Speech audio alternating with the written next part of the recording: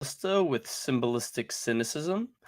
And today my guests are Brian and Tom Nagel, two brothers, a producer team, or a team of producers. Hold on, here's Brian and Tom. How you guys doing? It's been a while. What's up? It's been a long while. It's so good to see you, man. It's good to be sawed. Okay, so you got tell us a little bit about yourselves, and also individually, whoever wants to go first, and then tell us a little bit about your company that you guys founded together. Brian, you can go first, then I'll tell them about Steelhouse a little bit. Oh man, I'm not sure I know who I am anymore, given the pandemic has changed us all so much. Well, I'd like to consider myself an entertainer, an artist. Being creative is at the core of who I want to be. Some of you might have seen me in a couple movies, a few Katy music Perry videos. I don't know. You're a good guy. Tom, stop throwing your brother under the bus. Let him talk. Let Brian. It has been weird, but I mean, if you do want to see Brian in one of his best moments, just look up Katy Perry "Roar" music video. No, you want to see the toy box. That was one of my favorite moments. But it was pretty cool working with Katy Perry. I mean, come on, bro. Of course. Just a side note, Brian, you're gonna have to tell us about that. We'll tell a couple tidbits. Don't worry. Okay, go ahead. So I'm Tom Nagel.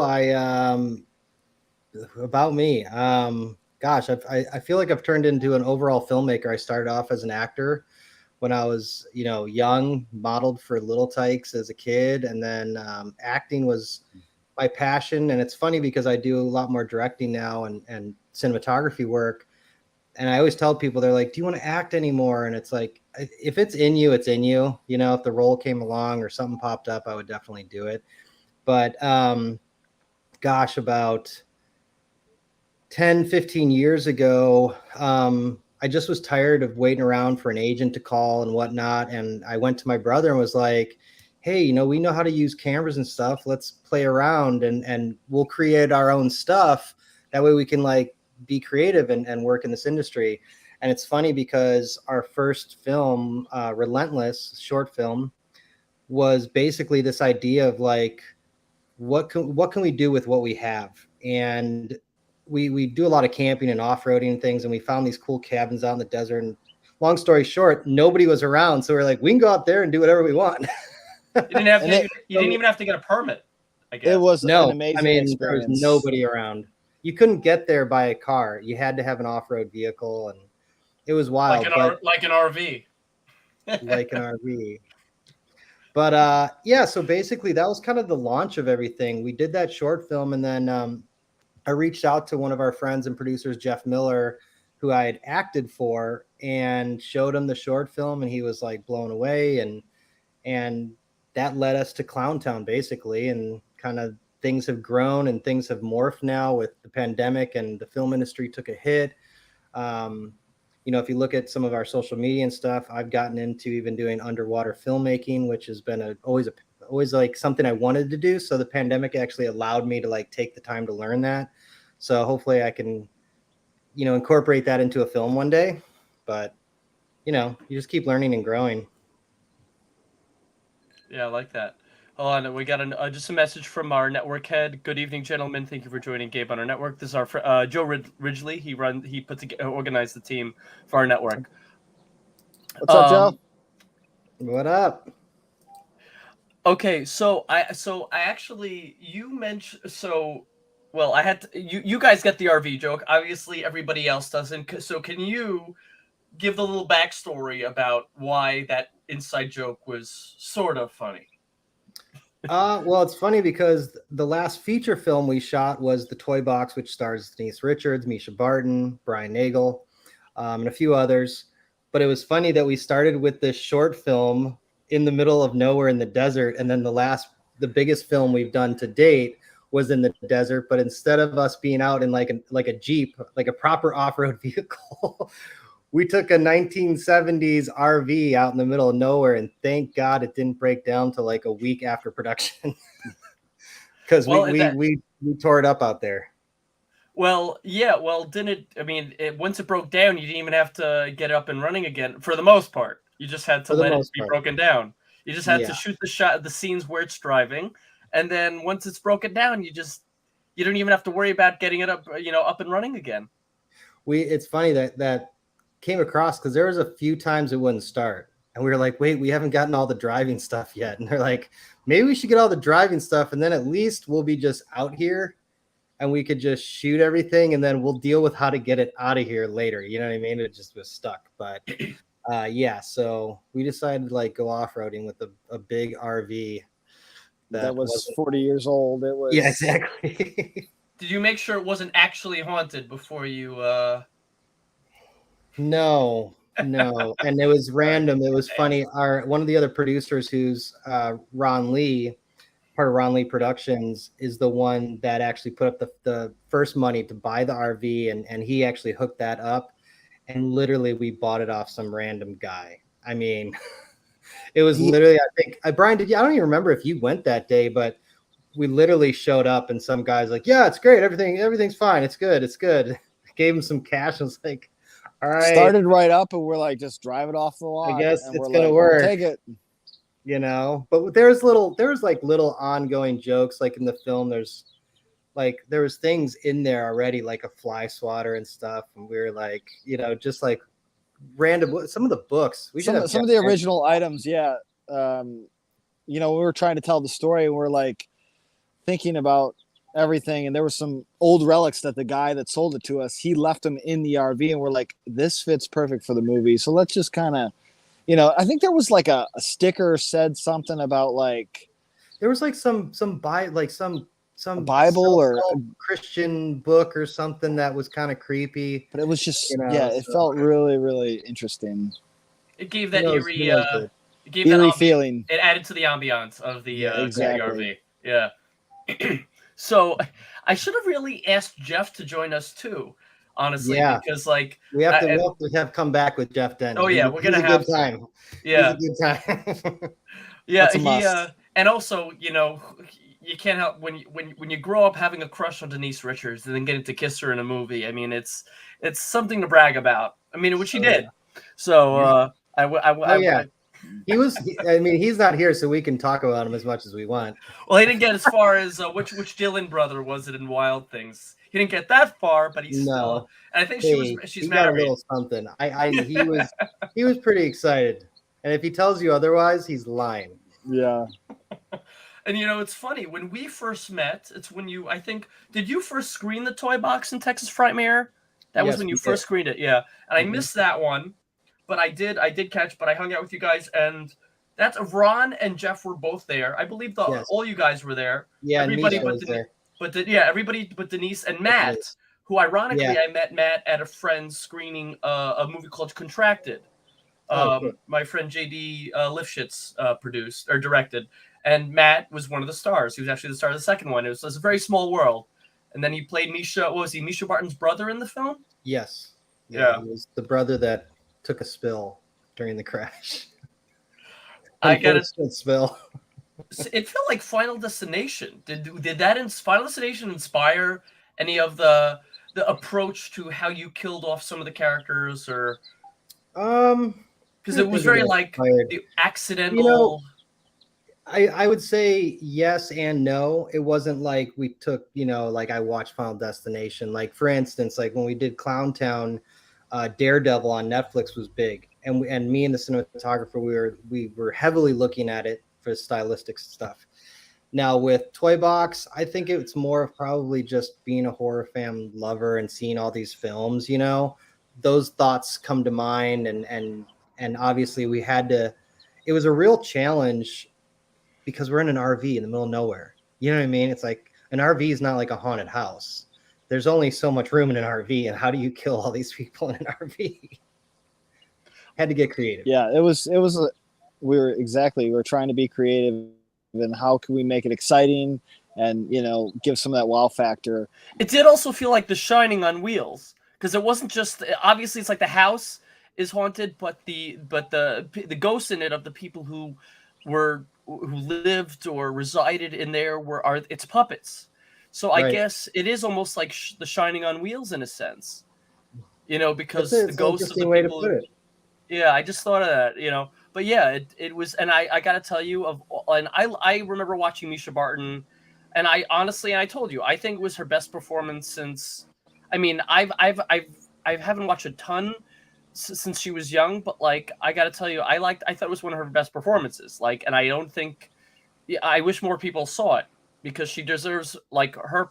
I think she deserves more recognition, and her role deserves more acknowledgement from that film because it was just really she was a good scream queen, or if She's the way to put it. Misha was very impressive.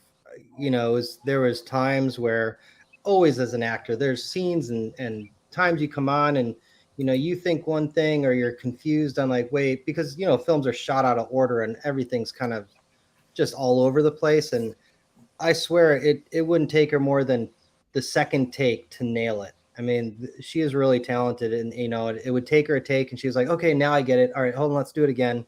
And that second time, she would nail it. She's very talented.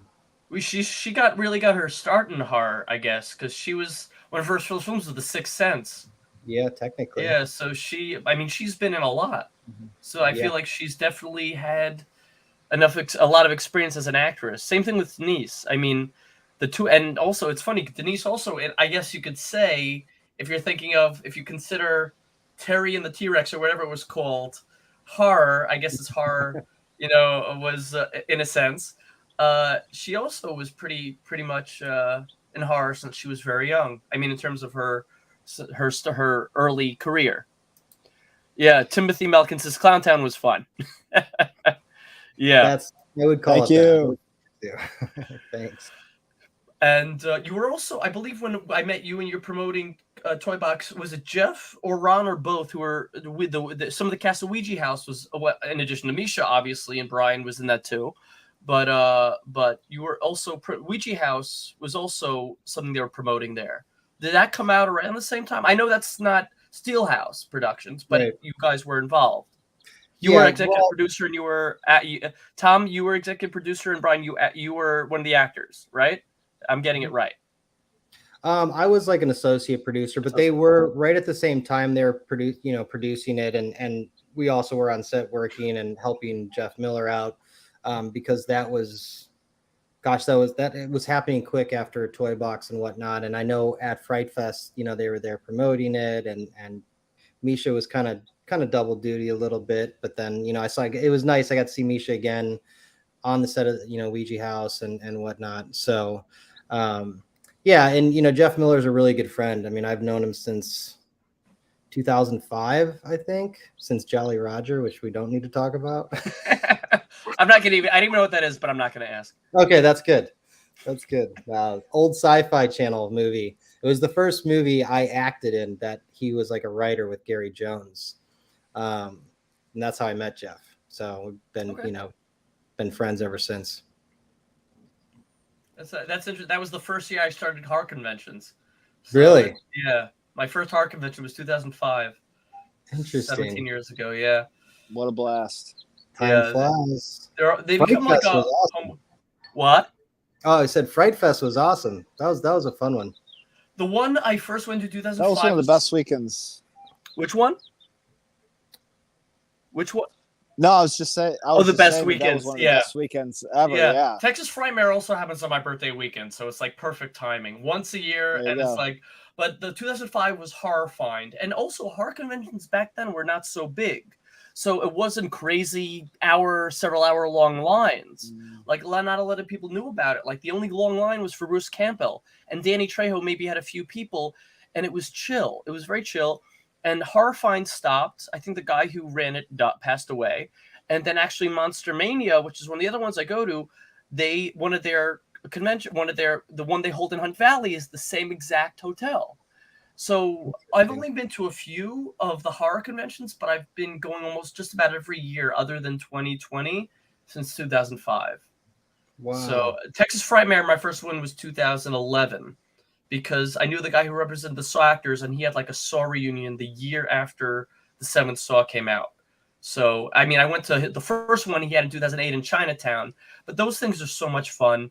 They're not like New York Comic Con is great, but it's not as like chill and down to earth like at these conventions, especially Texas Frightmare. You'd be sitting, I was sitting with Scott Reniger from Dawn of the Dead at the cafe, and I didn't realize it was him, but I met him before. I felt so awkward, like we had 2 meals together just by, I was sitting with Schwarzenegger Stuntable from the Terminator movies at the bar, talking about him telling me he's perverted, really inappropriate stories from the set of Kindergarten Cop, dealing with the director's wife, who him and Schwarzenegger orchestrated a plot to get back at. It's just like it's just so amazing. Like how such a small, close community, and it's like you're seeing old friends, and it gets we had. Yeah. No, you guys got to go to more of them. With a lot of. Yeah. You guys got to go to more of them. You guys would have so much fun. Like, but by the way, I've been following you guys, Steelhouse Productions, and both of you, like some of the photography you guys have is just like, it's like visually like stimulating. I should have just done a screenshot to bring up. I can still do it. But like, I just like some of the shots you guys take, and it's just like, I love it. Like not even underwater, but some of the underwater shots are like some of my, like that's something I would love to watch a full film on. I don't mean like, what was it? What was that movie where they were stuck in the water with the shark?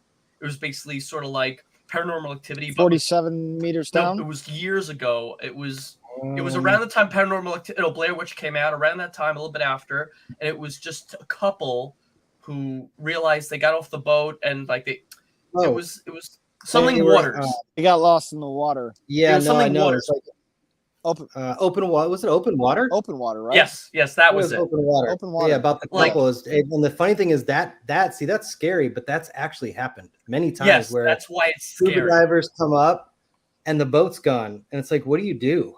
Like, what the heck do you do? That's what makes it really terrifying when you know it can actually happen. Yeah, that's what really, it's like funny, like the movie Unfriended. Have you ever heard the movie Unfriended? Hold on a second. Notice you guys pull real life events. Any stories kicking around in the news? Open water. Wasn't JW? You gotta. I don't. Wasn't. I need you to elaborate a little bit more what regarding your question. And I was just going to mention Unfriended. I was talking to a friend because it's like horror. It's like it feels like real life. It's like real life horror because like the dramatization of like social media drama, but it has a horror element to it. But what really makes it scary is the real life horror element, which is the drama, the bullying, the right. And that's what really made it more morbid for me than and a lot of people than the actual supernatural element to it. That's like the RV thing the haunted RV thing in the toy box. Some of those accidents could actually happen, which also makes it scary. Brian, you know what I'm talking about with you, yes, exactly. But also, Gabe, I wish you were in the theater at Fright Fest. Well, if you've never been in an RV, that's what I was just going to say. He was talking about Brian's incident in the movie. I wish you could have seen it at Fright Fest because as a director, and I know you're a filmmaker and creator, and watching the whole audience literally like jump 6 inches, out of their seat, that was the best. That was like one of the best moments ever. Especially when it's your film. Especially when it's your film. Of course, and it's your brother. And it was, honestly, then you could laugh, and you could also be like you could laugh, but you could also be like proud and laugh. Yeah. Well, there's a lot of feelings that go with that. I mean, Tom and I have a great relationship. He's never wanted to kill me, but no, that as an actor, that was one of my favorite moments too, because I've died before on screen, and I thought the way that Tom and Jeff Denton, came up with this creative way, and to me, it felt so surprising. And obviously, when we saw that first audience reaction at Texas Frightmare, it was like, yes. Oh, that felt so good. It looked so good on the big screen. And I was really, really excited like to feel that way and just to have that moment as an actor and to share it. Obviously, one of the reasons that I love filmmaking, aside from everything that it has to offer, is that, a lot of times I get to do it with my brother, and, that's just such a special experience. No, I love that, dude. Yeah, it's because it's like it's personable. It's not just it's and can I tell you something? For you've died on screen before. A lot of actors, they some of the ones even who've died on screen multiple times, they don't take it well, or it's difficult. It's one of the Yeah. hardest things for a lot of actors to do. And but I just want to mention there was one death that still gets me because those things actually happen, like the one with Denise Richards' character's daughter, like that. I think that's like Ah, reminds me of the Anton Yelton incident, because That and was that's it's funny. That was a tough one. Like that was a yeah. tough one to write, and we went back and forth so many times. I'm like, should we even do that? Is it too much? Is it not? And I know in horror fans, horror films, you could be gory and you could do all these things, but I feel like there's still some unwritten rules, kind of like you just don't want to do. And now it's fine and it's played out and it's worked. But when you're writing it or coming up with it, I remember sitting with Jeff and just like, going back and forth, like, how's this going to look? If this doesn't play out right, everyone's going to hate this film, or just, or whatever. But, it worked out, and Well, it was pretty gruesome. you watch the new It. I mean, the part one of the new It, and the opening scene alone was Yeah. was more like it caught audiences by surprise. Oh, yeah. Like when they ripped the 9-year-old's kid's arm off. Like, you don't actually show the girl, No. so that's good. You just you show the like the camera at a certain height, and then you cut to certain angles. It took it, so Yeah. you guys don't have that guilt. Like Exactly. yeah. I'm Jewish, so I have a lot of Jewish guilt.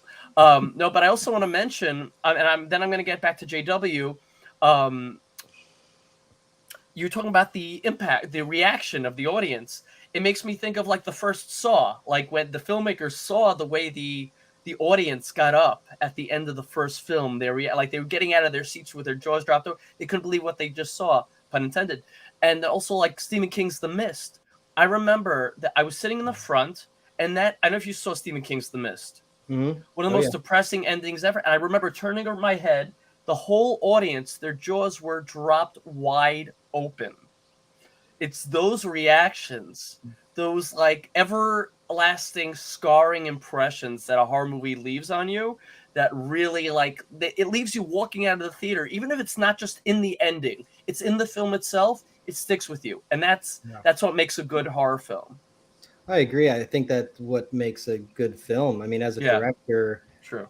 I think I've said this to Brian, or people are like, what do you want, as a director? Like, what are you looking for? And honestly, it's like for me, just to, sit in that audience and move people's emotions in either way, whether they're jumping out of their seat or they're traumatized from a scary scene, or they're brought to tears or they laugh, it's all awesome. I mean, sitting in the audience and hearing people laugh at a scene, and get jokes. And it's really interesting seeing a whole audience laugh at parts that you didn't intend to, that just organically came out. I mean, those are amazing moments, especially as a director, and I'm sure Brian is an actor, and just anyone involved in really creating a story or film. That's incredible. I hear that. Brian, you have anything to add to that? what's You have that? anything to add to Tom's monologue? You you cut out for a second, but no. Oh. So yeah, I do want to add a couple things. Mhm. Is I can remember. I mean, for months on end, we're talking through every scenario with the toy box of, how's the kid death going to hit, how's your death going to hit, and how's this moment going to play out, and you go through the writing process, and you go through the shooting process, and then you go through the editing process, and then you think you try to make all the right moves, and then you go through the where you show everybody, and sometimes you're like, wow, I didn't see that coming, and then you're like, oh, I really wanted that moment to feel this way, and then it kind of hits somebody a little differently. So the creative medium is beautiful and challenging and so many different things. And but I remember sitting on the couch with Tom and Jeff Denton, and and even Jeff Miller sometimes, and be like, oh man, we really want to do it this way because we feel like it's going to make our viewer, it's going to hit their heart or hit their mind in a way that's going to make them feel a certain thing. So, and I think we accomplished a lot. And, but yeah, just reliving those moments for the filmmakers out there that, you just think through every possibility. How are you, Brian? Are you okay that you've scarred people emotionally? You feel accomplished, don't you?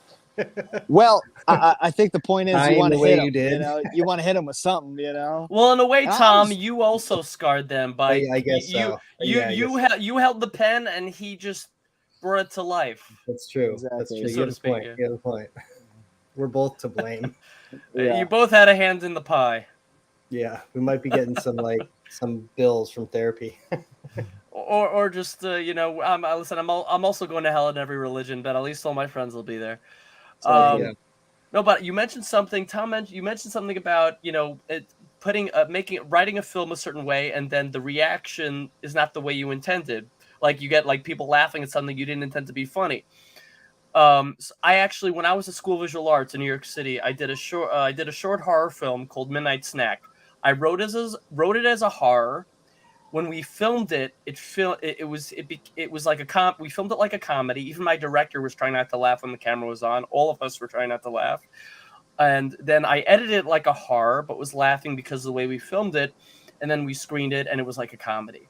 It was basically like Mean Girls meets Nightmare on Elm Street. But it was not supposed to be Mean Girls meets Nightmare on Elm Street. But because of the way it was performed and played out, it was more like Mean Girls with the hint of horror, and it was pretty funny. And the lighting was terrible, and that wasn't completely my fault, but it was somewhat my fault.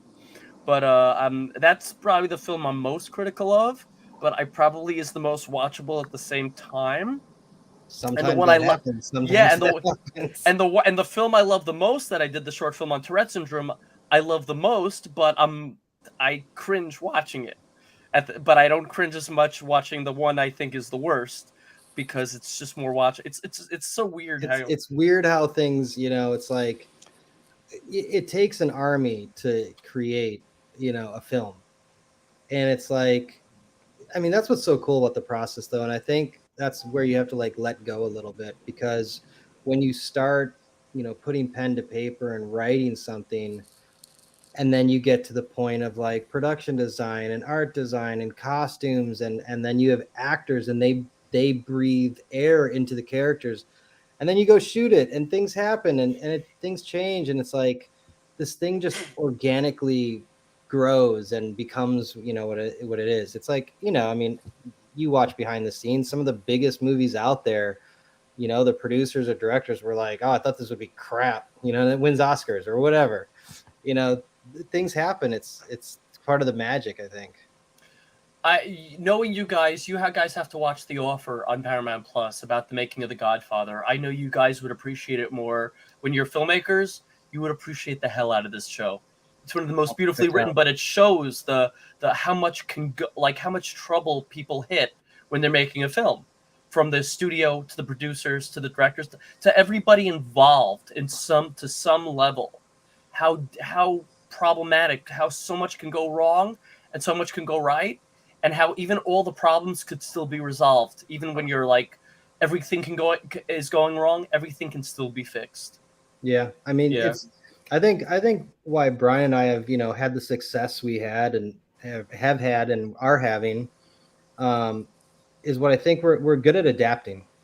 My brother and I both, and that's not even just filmmaking. I think we just have a natural knack of like, oh, that broke. Okay, well, how can we fix it? Anybody got duct tape? Whatever. Problem solvers. I mean, we've shot in the desert, obviously. I told you some of the short films. So we picked spring for the toy box, thinking, okay, it's not going to be too hot and it won't be too cold. Didn't really anticipate. It said, oh, it's a windier time of year. We weren't anticipating 60+ mile an hour windstorms, and that was tough. I mean, I don't even know how many tents we went through over in like craft service and stuff. Literally ripped the tent, roofs right off, and our like craft service and stuff, and they're trying to cook. It's like, well, here's your burger filled with sand. You know what I mean? Sounds intense. It was crazy. It was. I mean, there was sand dunes that were building like Yeah, just on the chairs, like on the tables. You'd be like, there was an eighth of an inch of sand. It was like it snowed sand. Yeah. It was crazy. Yeah, I was gonna say it sounds like a snowed It sand. was crazy, man. And then we went back for reshoots, and by then it was like summer, not reshoots, but we had pickups basically, and it wasn't, you know, Misha and Denise weren't out there, but then we went out and it was 118. Of course, the week we booked it was like beginning of summer, and it was like the hottest week of the year. It was crazy. We're like literally like standing out there taking like coolers of ice, just dumping it on. It was so hot. Like, it was ridiculous. But you know, you talk back about like working with my brother, and even like you said, you like the pictures that we've been taking and stuff. And I think what it is it's like we like adventure. You know, it's like being able to do this as family members, especially, and even like Jeff Denton's like a brother to us, and you know, some really good friends that we work with. It's not even just all about the film; it's about the experience. It's about, even on Toy Box, you know, I'll straight up tell you, like, we obviously work 6 days a week. We had a day off, but like Brian and myself and a couple of other guys, we didn't really get time off because we didn't have the crew to come in on days off. So we had to like flush out the RVs and stuff, if you get my drift. Yeah. You know, and like clean, and it was a lot of work, but I look back now and it was like awesome memories. You know, we're out there blasting music and in the middle of nowhere in the desert. I mean, it was just cool. It was just, you know, something else. Combining, It was a riot. combining your passions and enjoying doing it, and you're doing it with people who enjoy it and the people you love, the people who are close to you. It's a win-win all around. What more For can you sure. ask from life, right? What was that? What more can you ask for life from life? 100%. You And know? you do what you enjoy, and you make a living off of doing it, and you do it with people you enjoy doing it with, people you love, and you get to utilize all like the skills you have, your creativity, the passion, everything you're passionate about. Like, agreed. What more can you ask for in life? Yeah. I freaking love that. I just want to bring up JW, what he was his follow up. Yeah, sure. Answering the movie for you, it was open water. I was asking your guest that, because something like Clowntown, right? It was inspired by true events. Are they mining any stories in the news for a future film? I see what he's asking. You get what he's asking. Yeah. For sure. So Clowntown, when Clowntown came out, obviously there was all the random clown sightings. That was like a big thing back then. That kind of inspired Clowntown, and The Purge actually Right. inspired Clowntown as well.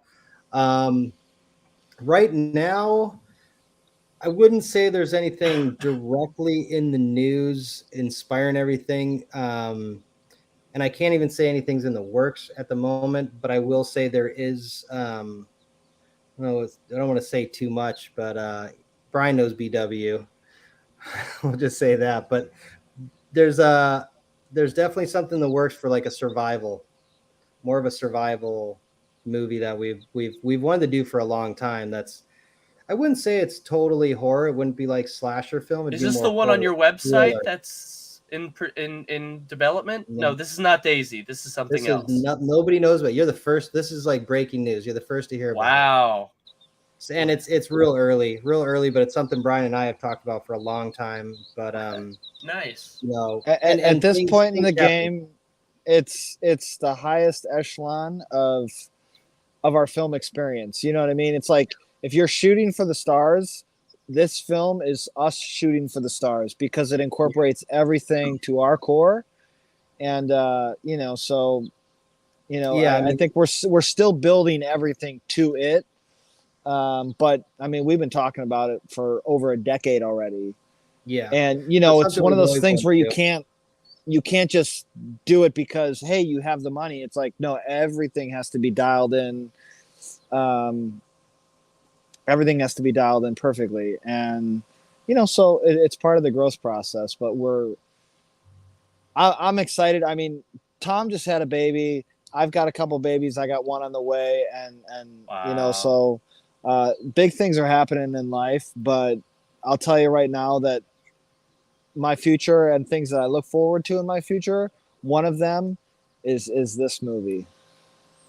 So this is gonna be the Nagel brothers magnum opus. Hopeful, you're Yeah, aiming probably. it for. Yeah, I guess so. And and I don't want to like hype it up too much. There's no Of like course, big yeah. names attached or And anything. It's really early on. But to answer that question, we're not currently working on anything it in the can news be. right It now. can be. Yeah. It This can be your what magnum. we are working on right now is it's more in the survival thriller realm. Okay. But yeah, like Brian said, I want this one dialed in though.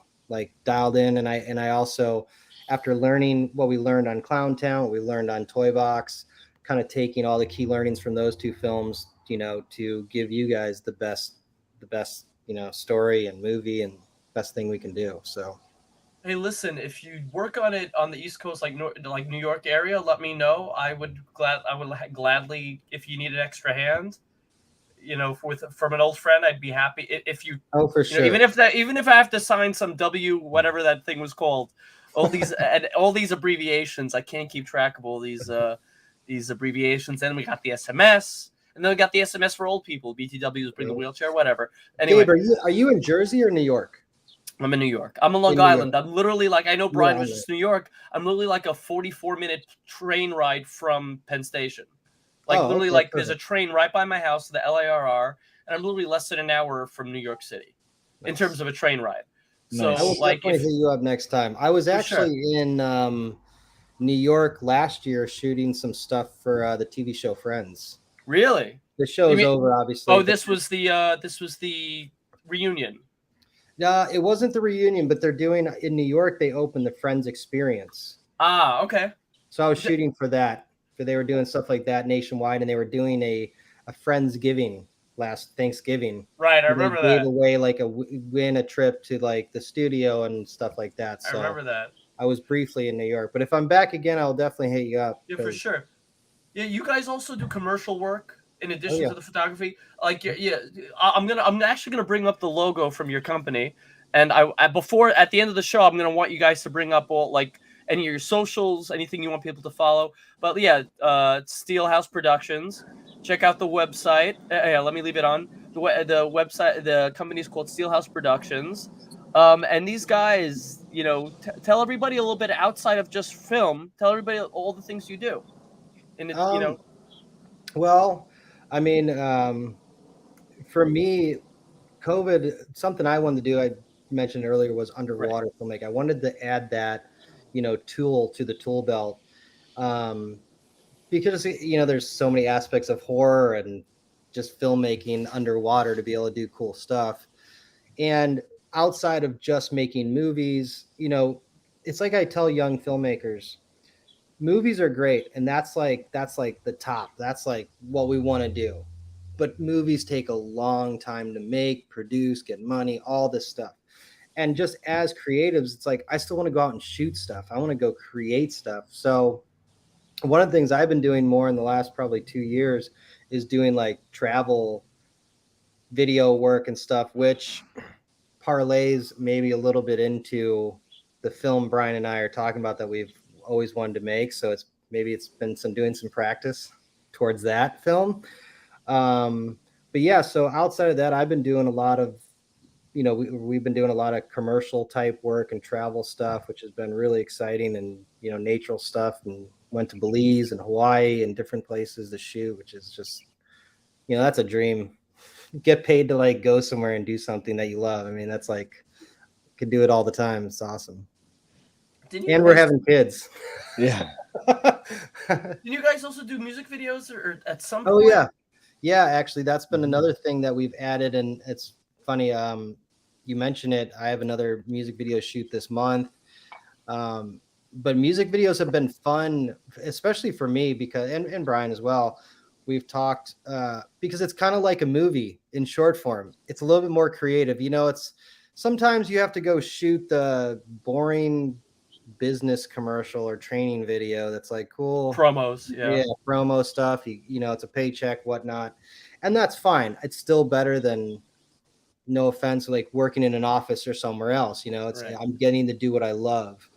but music videos are more creative, and it's almost like doing a little movie, which is kind of cool, you know. So been really enjoying Like a doing short film, but there's like you might not even have to direct it entirely, Exactly. but yeah, it's just like it's something visually stimulating because Exactly. I know auditorily too. Yeah, there's just more creativity, I feel like, you know, that you get to play around with and different locations, and it's just, yeah, the creativity is there.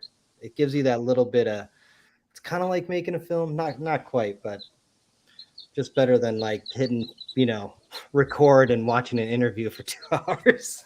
I've had to I've had to film interviews and edit interviews and do no, not say Yeah. interviews, but like multicamming, Oh you yeah. know, with two different after filming, you know, with two different cameras and then multicamming hours on end. Yep. I know, It's a yeah. good time. It's a good time. Very tedious, very joyfully tedious, and I Yes. say that with I say that. Yeah. No, I have to ask, mostly honest about Yeah. that. Yeah. mostly. But listen, it's still again, it's a paycheck, and I know what I'm doing with the multicam. I did that for 2 years for. It's funny, I did that for a rabbi whose father was an actor in like all these big movies, The Omen, the original Sean Connery, right. James Bonds. The rabbi I didn't, but his father was a big actor from all these movies, Hannibal. But I actually have to ask Brian about the Nicki Minaj. You're talking about Nicki Minaj. You did a music video with her, Katy or Perry. Katy Perry? Sorry, I don't know. Okay. I thought, you know why? Because No. I was working with on a promo. I was working with a guy who did it, whose car was in used. I work with a guy whose car was used in Nicki Minaj's most recent music video. So when I'm thinking musicians, I don't know why I thought Nicki Minaj. It's all I good. guess because they both wear one with the pink. I don't know why the pink car came to mind. And I just Katy Perry always has 50 different colors. She's in very one, colorful. Yeah. So tell us a little bit about, or whatever you want about that. What was it like? Well, working we with were talking about deaths earlier, and I'm just thinking about how I got eaten by a tiger. What a transition. Tell Yeah. us about Katy Perry. Well, we were talking about death. Well, this is, you know, we're Bro. appealing to the horror fans out here. Well, it's funny now because it's like I have 2 little kids, and they literally watch the video like 10 times in a row, and then they're like, "Daddy, did you get eaten by a tiger?" Yeah, I'm just like, threw me "Yeah." back up. You know. Go But watch the video, you know, the experience was it was the typical the for those of you know who like all the actors out there that are watching, you know, it's like you go to these auditions, you go, and it's like being a filmmaker. Sometimes you guys are talking about like the interviews. Sometimes they're just kind of like they feel very mundane, but they're part of the work, right? They're part of the work that gets you to the next big moment. And you know, I was at this audition for Katie, and you know, the casting director says, "Okay, so you just crashed a plane, and you're really good looking, and you're being really vain, and you want to see how you look after you crash an airplane, and your girlfriend's right there, but you don't care about her." I'm like, Sounds like a okay. reality show situation. So what do you want me what do you want me to do? What does that You even crashed a mean? plane, but you're really So- good looking. If you're ugly, it would so I'm feel like- different. So out of context. And then at the end, he's like, "Oh yeah, and you get eaten by a tiger." I'm like, "Okay." So I do my thing, which I walk out of there. I'm like, "Oh my God, that was just terrible. What the hell just happened?" And so, you know, like a day later, I get the call back, and you know, I'm sitting in this room with 5 other guys, and this guy, he's got these huge biceps, and this guy's got this great beard, and this guy's got this, and I'm just looking, I'm thinking, what the heck am I doing here, you know? And so I get called in, and I go, I'm just giving you the honest experience.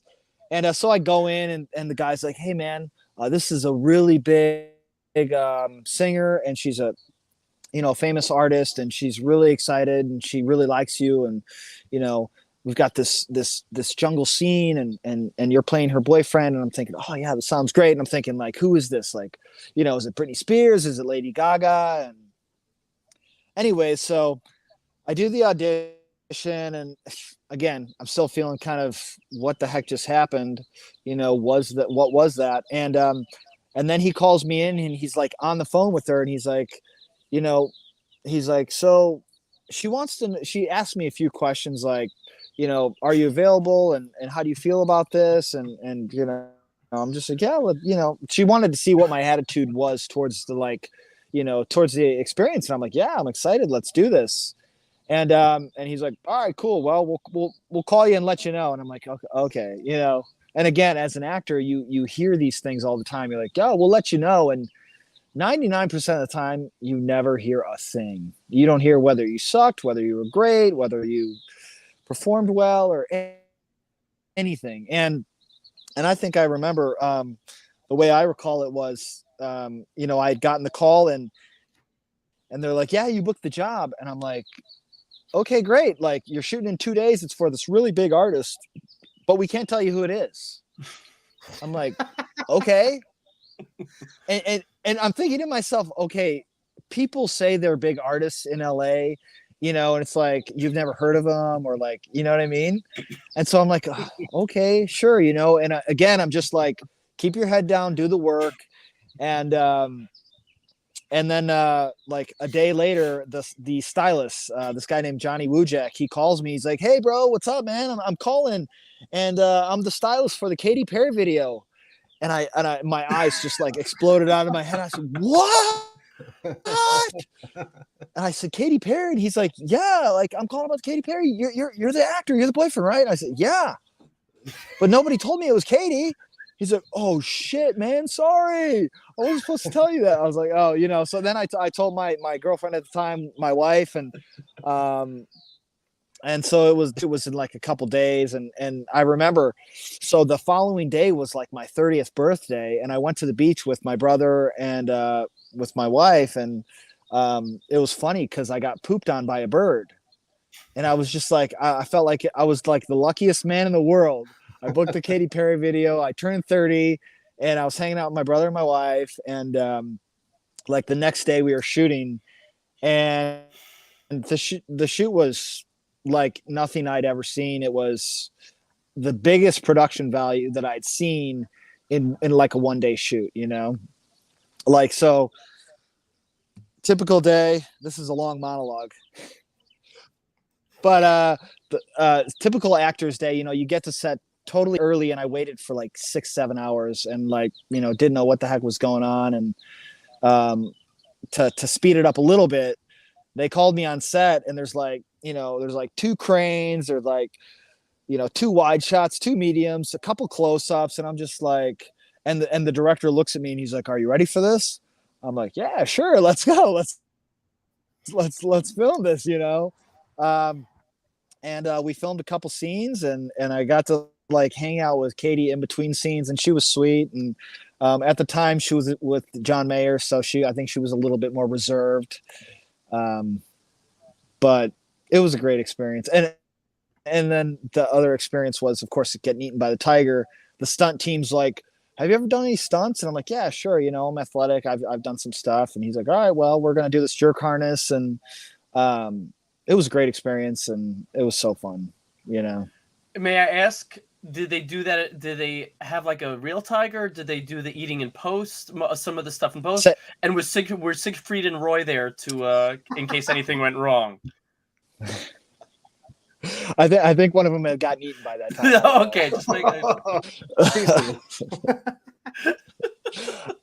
no, it was really cool because they had all the animals on set. They had like the little monkey and the elephant and the tiger, but they were like totally, no, don't look at the tiger. He gets angry if he smells human meat and that kind of thing. Like they were really like, I was like, I wasn't exactly sure what they were trying to do. But that was all done in post. So I got to see them from like 20, 30 feet away, but I didn't get to meet the animals in person. Gotcha. No, and I had a feeling it was done in post. Like, yeah. Right. Yeah. You didn't know Brian's missing a leg? Right. Well, when was this music? What year was this?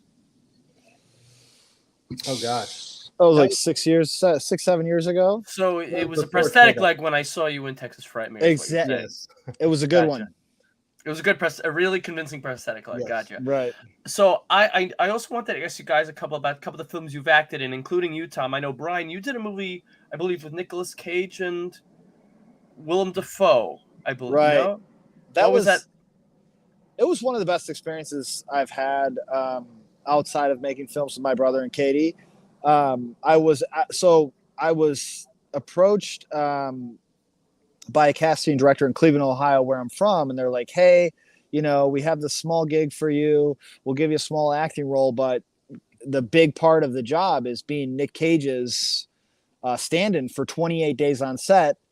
And the director was Paul Schrader, which obviously we Wow. know is a legend. And so I was working with Nick Cage, Willem Dafoe, and Paul Schrader, and I'm like, I don't care if I have the smallest little scene in the film. It doesn't matter to me. I want to be around Paul. I wanted to be a little bit around Nick, and I was really interested to be around Willem, honestly, to just see It's what an honor. these mega stars are like. And I got to read a couple scenes with Willem. I probably shouldn't get into it because it was probably not PC, but It's fine. it was really You don't have cool to to get be into it. like, a CD-list actor and to be reading a scene eye to eye with Willem Dafoe, and he's like giving me everything he has. That's So great. badass. It was I'm incredible. jealous of that. Those are well. You, Tom, were in Yeah. what was it? Man of Steel. Man of Steel. Mm-hmm.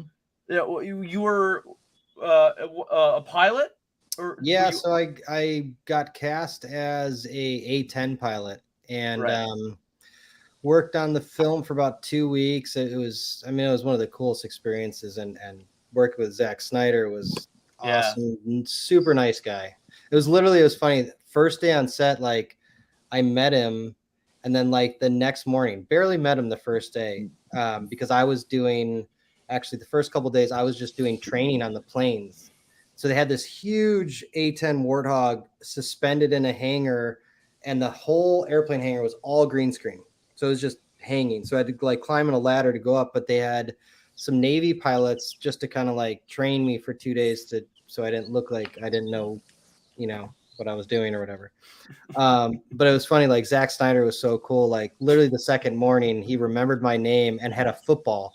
And he's like, "Tom, go long." And we started playing catch like to start the day. I was like, this is so cool. I'm playing catch with Zack Snyder on the set of Superman. Are you kidding me? Are you fucking kidding me?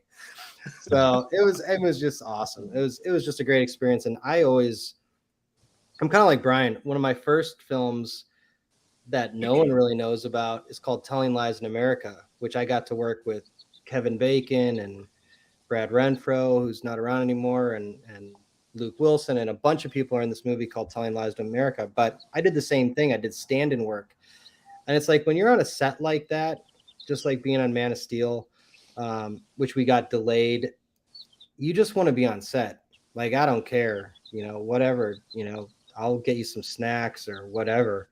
Even if it's you PA just want work. to learn. You just want to learn. Like, I don't want to leave set. Like, don't put me over in holding. I don't need to be in a trailer. Like, I just want to be on set. I want to watch what's happening. I want to see what the cinematographer's doing, what are the actors doing. It's such a cool experience to be on that. You're like me. Like I love video editing. I'm well versed in it. I don't have as much experience on sets. I mean, I've done shoots, and some set work. But can I tell you something? I love working with people. I love working on sets. For me, being not doing enough is more tiring than doing too much. Yeah, I'd rather be wiped out from working and doing what I enjoy than just sitting around and doing nothing, or just even sitting editing for hours, which I love it. I'm good at, but I like to be busy. I like to be preoccupied. I like moving around. I'm very, whether it be social or just like working. I like productivity, routine. It's product. It's just healthier. It's just straight up healthier to live a life where you're constantly moving around, and not where you're sitting for hours on end necessarily, but like it's a healthier lifestyle. Yeah, moving. I am a true believer. I think that's like one of the keys to living long. You just got to keep moving. But I'm right there with you, Gabe. Like I'm like, I got to be doing something, and I edit as well. I do tons of post production. And you guys use Avid or Adobe? Adobe and now Final Cut. Your Final Cut X. Yeah. It's funny. So Clowntown was edited on Adobe, Right. And then Toy Box was edited on Final Cut Pro X. Yeah, I And think a lot of the seven was already it was ended. done. Yeah, it was done. Seven was done by then. And Yeah. when Clowntown came out, Final Cut Pro X just kind of started. So typical of The good Apple. one, or the one that was problematic at first, because I It know was problematic. It was just missing features. It wasn't, Yeah. it wasn't all there. But now it's like most of my friends are like, Adobe keeps crashing, and now Final Cut has, I prefer it now just because it's just I don't have any problems with it. Right. So yeah, so really, really pushing more to Final Cut now. I like Adobe. I grew up learning before I went to college. I grew up learning Final Cut 7, Mhm. and I was so used to the template or whatever you call it, just how it's structured. Yeah. That when Final Cut 7 ended and I transitioned, pun intended, to Adobe, and it was similar. And at the time, Adobe basically one of the settings for shortcuts was the same shortcuts that as Final Cut 7. It was like almost like a Final Cut 7 preset, and it was just so I felt so comfortable with it. So ever since 2016. I've been editing on Adobe. Yeah, which is fine. They're both great platforms. It's like I tell everybody. I mean, it's pick your poison. Yeah, and you can do the same thing. It's your creativity. Yeah, I actually hold on a second. I brought up a few images. Hold on, because some of them. Okay, so I just want to bring up. This is the toy box. I love this poster because you don't know and it's almost cryptic with Denise Richards' character. You don't, it's also. Right. There's other posters where she's the same shot is basically in the back of the RV. Mm-hmm. And Clowntown. For anybody who hasn't checked out these films, definitely check them out. And I love the shots of you guys like on set, with yeah. And here's I just you and Henry Cavill at the right now. Yeah. This shot. He's great, by the way. Everybody was nice. Him, Amy Adams, they were all nice people. If you haven't seen The Witcher, I haven't yet. I have to, but I've seen scenes from it. It's fine. Your daughter could. Hey, how are you? But also, it's funny because one of his first films when he was younger, I almost didn't recognize him, was Hellraiser Hellworld with Lance Henriksen. And I didn't even realize that. But also, one of the Saw actors I know, and I'm not even sure how to pronounce his name, was in a movie with him and Alexander Daddario and Stanley Tucci called Nighthunter, or Nomis was a code name for it. And here's a shot I took of you guys at the VIP party in Texas Frightmare. I love this photo. I love that photo. Yeah, Yes. We gotta come on again with Jeff Denton. Yeah, that was a great weekend. He's the funny one. Yeah, well, yeah, we were at the what was it, at the karaoke party. He and I were having drinks. We were just talking. Yeah, and where was this, by the way, with Kate Beckinsale? I meant to ask you that. So this was right after the toy box. I was meeting with producers and stuff, and it was in LA, and Kate was there. There was actually Lance Bass was there. I didn't get a picture with him. He was sitting at the table as well.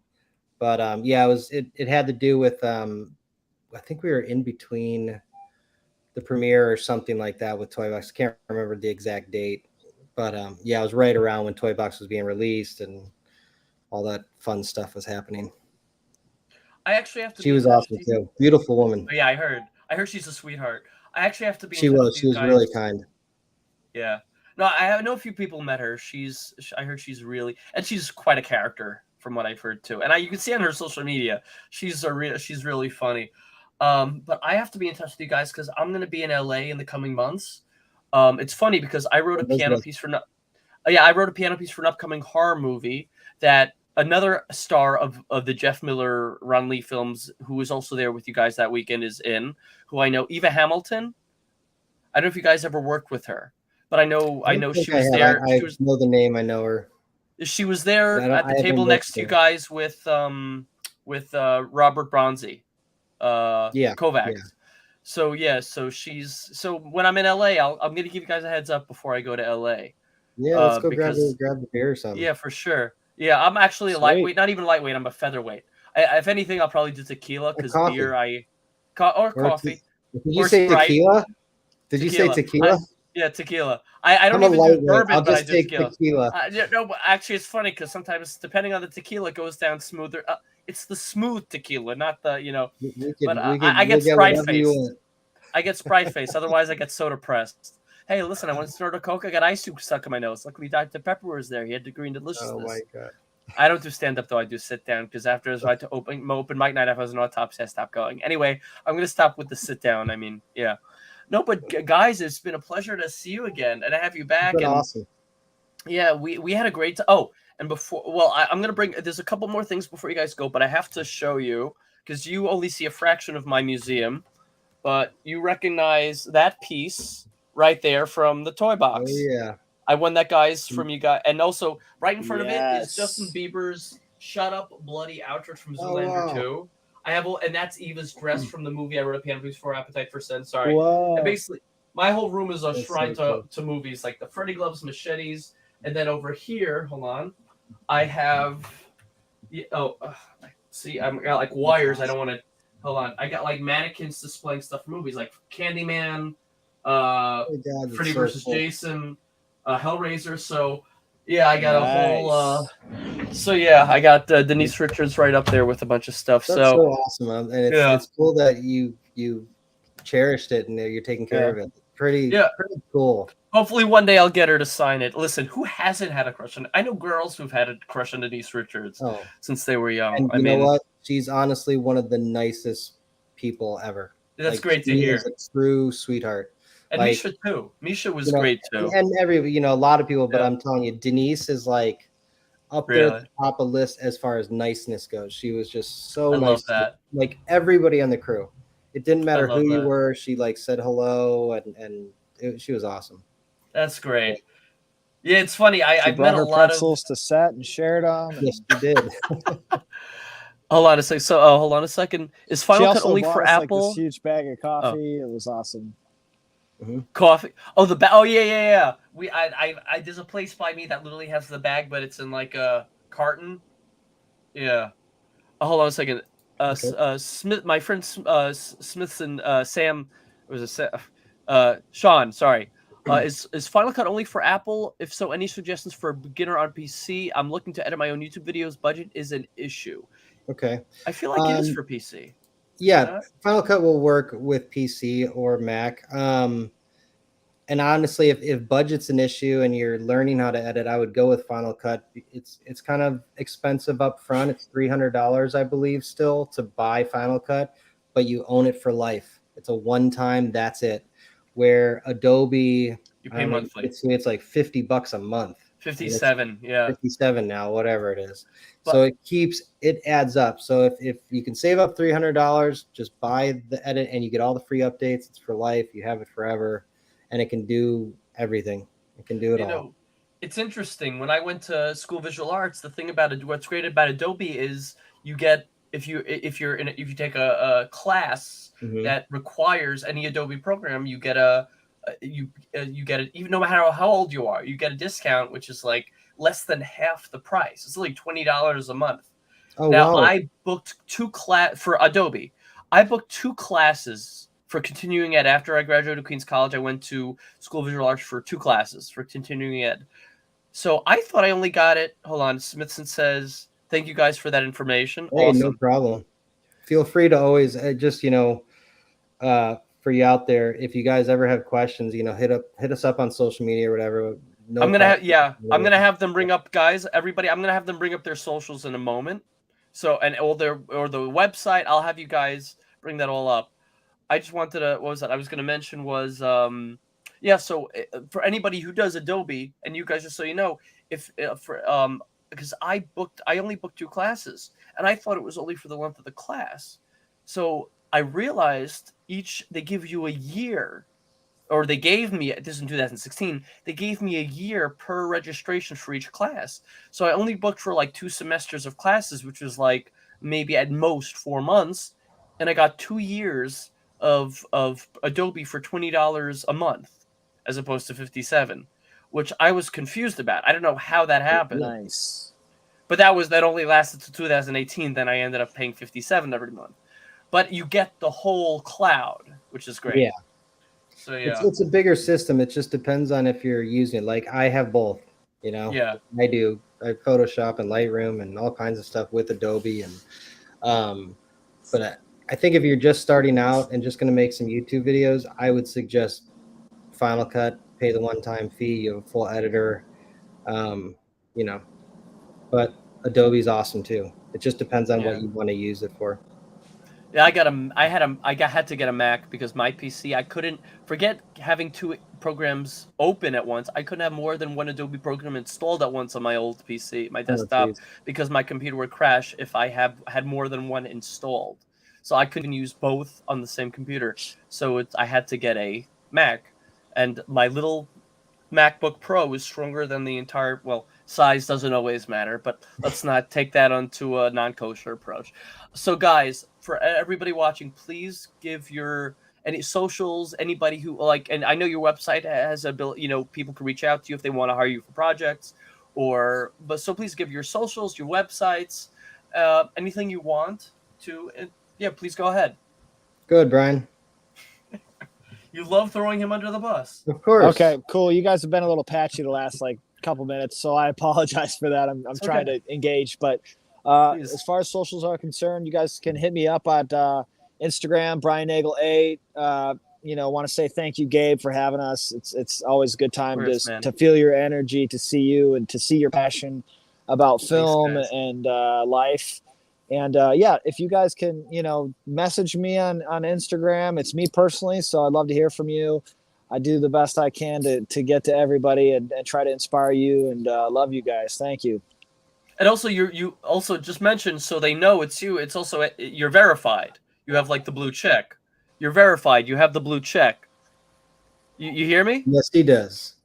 I guess it means something. You're being modest. You're being modest. Okay, I'm just saying so they don't think, that is the like. It's like I want them to know that's you. Like, wait, is this guy verified or is this guy not verified? Like, is this the same, right, Brian Nagel? I don't pay anybody to manage my account, and that's me. So and that's what's great about that. Coincidentally, like a few years ago, I actually got the blue check on my birthday. Perfect timing. Perfect timing. Again, I just reiterating what Brian said. Gabe, man, it's so good to see you. This has been a fun night. We'll have to do it again next time with Mr. Denton, Jeff Denton. We got to bring him on. But so for social and just overall, everything's there. steelhouseproductions.com is our website. All our social links are there. If you want to quickly hit us up or hit me up, I pretty much run the Steelhouse Productions Instagram. So it's just at Steelhouse Productions. And if you message on there, that'll come directly to me. So I will get it, handle it. Nobody else runs it. And you also have a Facebook page, right? We do. We have Facebook and Twitter. Those are just slower to respond just because Instagram we're on every day. And all those links are on the website, videos, and even our email. And ways to contact us, numbers and stuff. So yeah, hit us up, and especially with technical questions or anything, like if you're trying to become a filmmaker, we're all about helping people out. So that's why one of the many reasons I admire you guys. You're not just about making films yourselves. You're about like inspiring aspiring filmmakers like myself, and I love that about you guys. Yeah, and it was really great having you on. And Smithson says, "Thank you, Tom and Brian, for being on. Great episode and guests. These guys are great. These guys are great. We hung out. Thanks, man. Too Appreciate much, that but love. not enough in Texas Frightmare. I know. I wish we could have hung out more. I will. Well, we will. Hit us up when you come to LA, man. I will, and let me know when you're in New York. And that's not a promise. That's a swear. I mean, because I have Tourette's. So, so guys, it was a pleasure having you on. I'm gonna close up. And we'll be in touch. Thanks again. Always, guys. Have a great night. Be well. Take care.